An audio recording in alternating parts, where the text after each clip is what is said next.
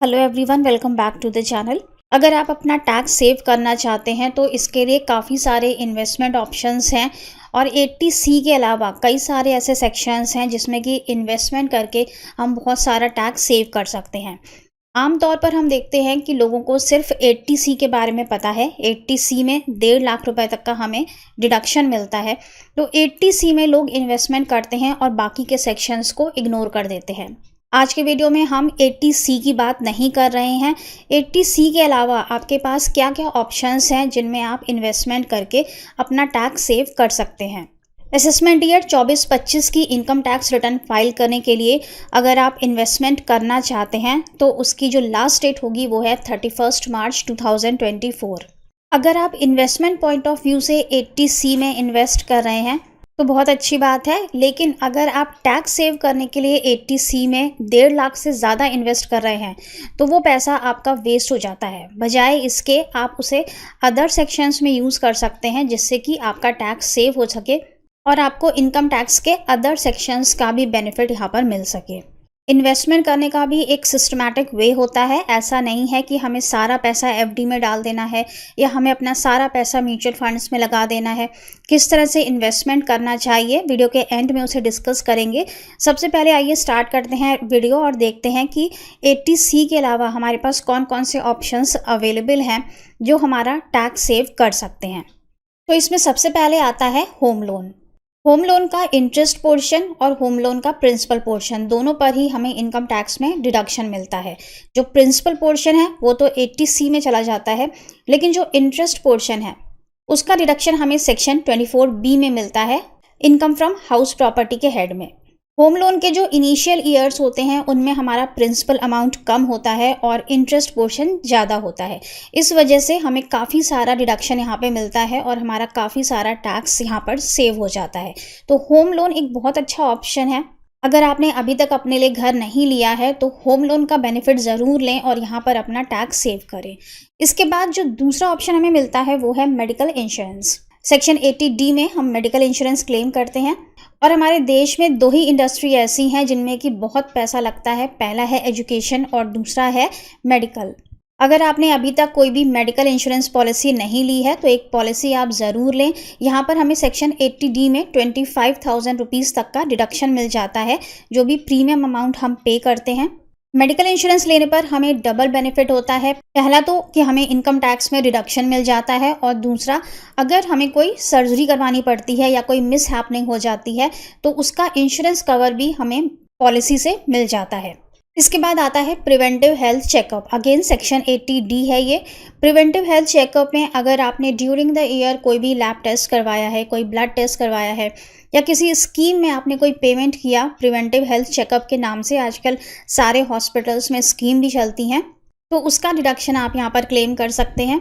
Medical insurance जो हमने ऊपर कवर किया उसमें सिर्फ ऑनलाइन मोड से ही आपको पेमेंट करना है, लेकिन प्रिवेंटिव हेल्थ चेकअप में अगर आपने कैश में भी पेमेंट किया है तो उसका डिडक्शन भी यहाँ पर मिल जाता है। मैक्सिमम 5,000 रुपीज़ तक हम प्रिवेंटिव हेल्थ चेकअप में क्लेम कर सकते हैं। इसके बाद आता है पेरेंट्स का मेडिकल इंश्योरेंस। पेरेंट्स के मेडिकल इंश्योरेंस पर भी सेक्शन 80D में हमें 25,000 रुपीज़ तक का डिडक्शन मिलता है।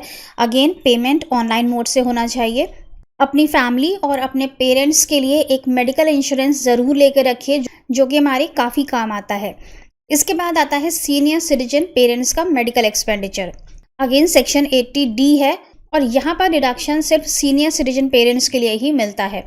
मेडिकल एक्सपेंडिचर टर्म को यहाँ पर एक्सप्लेन नहीं किया गया है, यानी कि अगर आप कोई भी मेडिकल खर्चा करते हैं पेरेंट्स के लिए, पेमेंट ऑनलाइन होना चाहिए।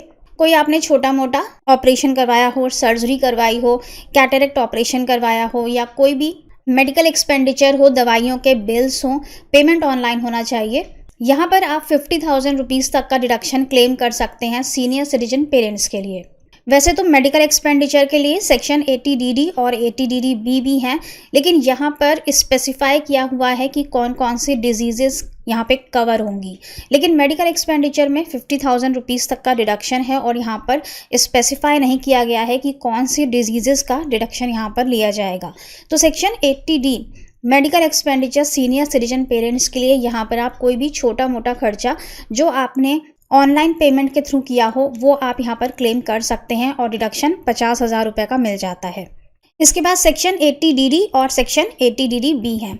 यहाँ पर स्पेसिफाइड हैं कुछ डिजीजेस जैसे कि किडनी फेलियर है, पार्किंसन डिजीज है, एड्स है। सेक्शन 80DD और सेक्शन 80DD-B पर हमारा कंप्लीट वीडियो है, काफ़ी डिटेल्ड वीडियो है जिसमें हमने सारी डिजीजेस को कवर किया है। वीडियो का लिंक आपको नीचे डिस्क्रिप्शन बॉक्स में मिल जाएगा, वहां से आप इसे चेकआउट कर सकते हैं। इसके बाद एक और अच्छा सेक्शन आता है सेक्शन 80CCD-1B जिसमें कि एनपीएस में इन्वेस्टमेंट करने पर हमें डिडक्शन मिलता है। सेक्शन 80C में भी हमें एनपीएस का डिडक्शन मिलता है, लेकिन अगर आपकी 80C की लिमिट कवर हो चुकी है, आप 1.5 लाख रुपए तक का इन्वेस्टमेंट कर चुके हैं 80C के अंदर, तो आप एक्स्ट्रा एनपीएस में 50,000 का इन्वेस्टमेंट कर सकते हैं और ये डिडक्शन भी हमें मिल जाता है। एनपीएस एक पेंशन स्कीम है जिसमें कि रिटायरमेंट के बाद आपको मंथली पेंशन मिलनी स्टार्ट हो जाती है। अगर आप चाहते हैं कि रिटायरमेंट के बाद आपके पास मंथली पेंशन के रूप में कुछ अमाउंट आता रहे, तो एनपीएस में निवेश करना बहुत अच्छा ऑप्शन है और यहाँ पर आपको इनकम टैक्स में रिडक्शन भी मिल जाता है। इसके बाद नेक्स्ट आता है एजुकेशन लोन सेक्शन 80E। बच्चों की हायर स्टडीज़ के लिए आप एजुकेशन लोन ले सकते हैं और इसका जो इंटरेस्ट पोर्शन है उसका हमें डिडक्शन मिल जाता है इनकम टैक्स के अंदर। यहाँ पर कोई लिमिट स्पेसिफाई नहीं की गई है, जितना भी आपका इंटरेस्ट का पोर्शन है पूरा इंटरेस्ट पोर्शन आप as a interest on education loan section 80E में क्लेम कर सकते हैं। इसके अलावा भी काफ़ी सारे सेक्शंस हैं जैसे कि आप चैरिटेबल इंस्टीट्यूट को डोनेट कर सकते हैं, पॉलिटिकल कंट्रीब्यूशन कर सकते हैं। सेक्शन 80C में सिर्फ 1.5 लाख रुपए तक की लिमिट है, इसलिए 1.5 लाख रुपए से ज़्यादा अगर आप यहाँ पर इन्वेस्टमेंट करते हैं तो उसका कोई बेनिफिट हमें नहीं मिलता इनकम टैक्स के अंदर। इसलिए 80C में पैसा ब्लॉक करने के बजाय अगर आप उसे किसी अच्छी रिटर्न स्कीम में लगाएंगे तो वो ज़्यादा अच्छा रहता है। चलिए डिस्कस करते हैं कि हमारा पोर्टफोलियो किस तरह का होना चाहिए और हमें किस तरह से इन्वेस्टमेंट करना चाहिए। तो हमारा पोर्टफोलियो इन्वेस्टमेंट के लिए हमेशा डाइवर्सिफाइड होना चाहिए। हमें हर फील्ड में थोड़ा थोड़ा पैसा लगाना है, ऐसा हमें नहीं करना कि हम सारा पैसा एक ही जगह पर इन्वेस्ट कर दें। सबसे पहले बात करते हैं म्यूचुअल फंड्स की। म्यूचुअल फंड्स में रिस्क होता है लेकिन यहाँ पर रिटर्न्स काफ़ी अच्छे हैं, 15% तक का यहाँ पे रिटर्न मिल जाता है। इसलिए आपको अपना कुछ पोर्शन म्यूचुअल फंड्स में ज़रूर इन्वेस्ट करना चाहिए, यहाँ पे काफ़ी अच्छे रिटर्न्स मिल जाते हैं। इसके बाद कुछ पैसा आप फिक्स्ड डिपॉजिट्स में ज़रूर रखिए। फिक्स्ड डिपॉजिट में पैसा रखना ऐसा इन्वेस्टमेंट है जिसे कि आप कभी भी कैश करवा सकते हैं। मान लेते हैं कि कोई इमरजेंसी आ गई या आपको ज़रूरत पड़ गई तो आप इमीडिएटली बैंक जाके अपने एफडीज़ को तुड़वा सकते हैं और उसे कैश करवा सकते हैं। तो अपना कुछ पैसा आप ऐसा ज़रूर रखिए जिसको कि आप तुरंत कैश करवा सकें, जो कि ब्लॉक ना हो। इसके बाद आता है पीपीएफ और सुकन्या समृद्धि योजना। ये दोनों ही स्कीम्स बहुत अच्छी स्कीम्स हैं। सेक्शन 80C का यहाँ पर बेनिफिट भी मिलता है। पीपीएफ में आप पूरा 1.5 लाख रुपए तक का इन्वेस्टमेंट कर सकते हैं जो कि 80C की लिमिट है, और सुकन्या समृद्धि योजना में भी आप पूरा इन्वेस्टमेंट कर सकते हैं 1.5 लाख रुपए तक का, जो कि 80C की मैक्सिमम लिमिट है।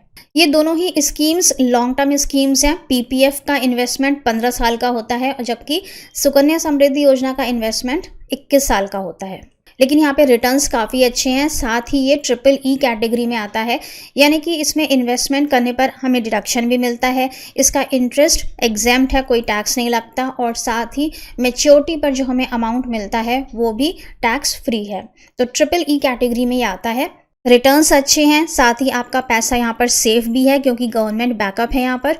और इसके अलावा जो हमारा चौथा पॉइंट आता है वो है कुछ पैसा हमें अपने सेविंग अकाउंट में भी रखना चाहिए, जैसे कि बच्चों की रेगुलर फीस के लिए, अपने मकान के किराए के लिए, साथ ही अपनी मंथली ग्रॉसरीज़ के लिए। तो कुछ पैसा हमें अपने सेविंग अकाउंट में छोड़ देना चाहिए जो हमें डे टू डे एक्टिविटीज़ के लिए काम आएगा। तो इस तरह से हमें अपना पोर्टफोलियो डिज़ाइन करना है। कुछ पैसा हमें म्यूचुअल फंड में लगाना है जहाँ से हमें अच्छे रिटर्न्स मिलें, कुछ पैसा हमें फिक्स्ड डिपॉजिट में रखना है जिससे कि हम इमरजेंसी के टाइम पर जल्दी से कैश करवा सकें, और कुछ पैसा हमें लंबे समय के लिए इन्वेस्ट करके भूल जाना है, जैसे कि हम पीपीएफ में डाल दें या सुकन्या समृद्धि योजना में इन्वेस्टमेंट कर दें। सो आई होप कि आज का वीडियो आपके लिए यूजफुल रहा होगा। बने रहिएगा हमारे इस चैनल के साथ। Thank you so much for watching this video. Stay safe and healthy. Bye bye.